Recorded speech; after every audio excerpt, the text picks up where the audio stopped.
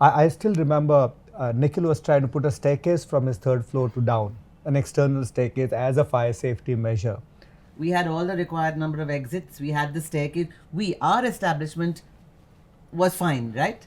What does that matter when the building itself isn't? The main things for Humming Tree, like why also we've talked about it, was in this new space, we're in a fully compliant building. Yeah. And that was one of the check marks to say we're never going into a space which doesn't comply with every single rule possible Yeah. now, because in the future something else is going to happen. Yeah. And the same thing is going to think, and then at least we are compliant. I have zero faith in our authorities because they do not support the arts. It's hypocritical when they say they support the arts in India. It's totally hypocritical.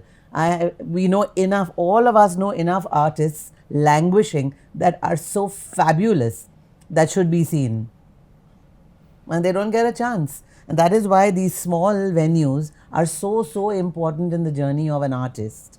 Because if you don't get an opportunity to play, how will you ever be able to have a ticketed gig? Yeah. How will you ever get to your Chaudaya or, Guru Nanak Bhavan or anything if nobody knows who you are? Yeah. I recently saw a documentary where the people involved with Ronnie Scott's were being interviewed, and also the Blue Note.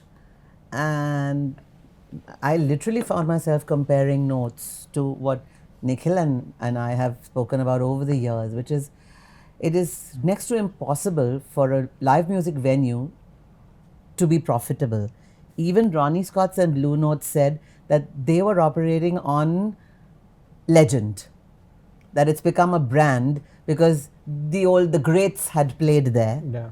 And the Blue Note guy said, we're surviving today because we're on the tourist map, as also Ronnie Scott's.